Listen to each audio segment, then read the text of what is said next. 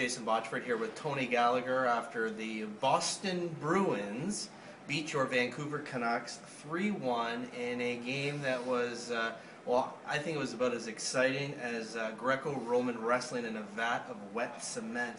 The Boston Bruins slowed that game down, gave the Canucks nothing in front of their own net. And I ask you, Tony, is there some reason here to be concerned if you're the Canucks by not being able to score more than one goal in a game like this? I don't think there's any question about it there. They have to be concerned. I mean, the second line is not going, their first line not going. Alex Burrows, each of their top two lines has an anchor right now.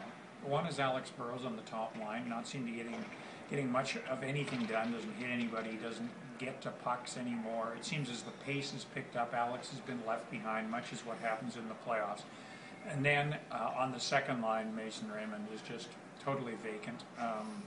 And then to throw Tanner Glass up there is just asking him to do something he can't do. It just seems so odd when you've got Cody Hodgson sitting there gathering cobwebs on the bench, and you refuse to use him in a skilled position when... what? Use Cody Hodgson in a skilled position? What a stupid thought, eh? That's, it seems ludicrous, and I'm not sure any move that they can make at the trade deadline can help out what their problems are right now. I think they're vastly improved in front of their own net. I'm unconvinced they're a better team in front of the opposition's net. And part of the reason is they don't have anyone that can really go to the net and be that net front type presence. And you know, it's something that I think that the team has to really take an inward look at, because that's how you have to score a lot of goals in the postseason.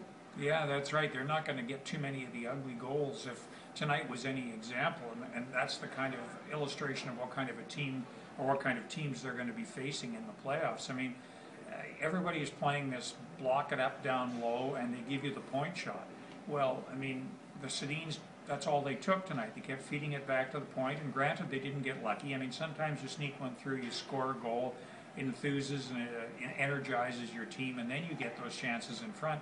Tonight it didn't happen. Well, I can't just throw up their hands and say, well, we didn't get the lucky one from the point, you know, we'll try again next time. That's not going to cut it in the playoffs, and I think they have to be a little concerned at the lack of offense.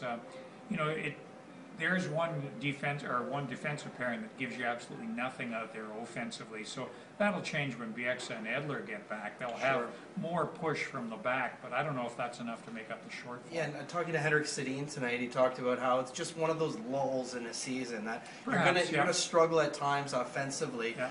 What I'm wondering, though, is that if that's all it is, I mean, is there a problem about getting motivated right now? They've got the huge lead in the division. They've got the big lead in the conference. Can we just brush this aside as, you know what, you know, it's February and getting up from these games is not going to be as easy right now as it will be in April and May in the playoffs? Well, it was a little bit like the Sedin slumber early in the year. You know, or early in the month, we thought, well, if this lasts much longer, it'll be a source of concern. And then they tease you a little bit, have a good game, and then they run into a stone wall tonight. I mean, it seems the mere sight of Zdeno Chara just, you know, automatically eliminates any offense from any European player. They just shut down at the mere sight of the man.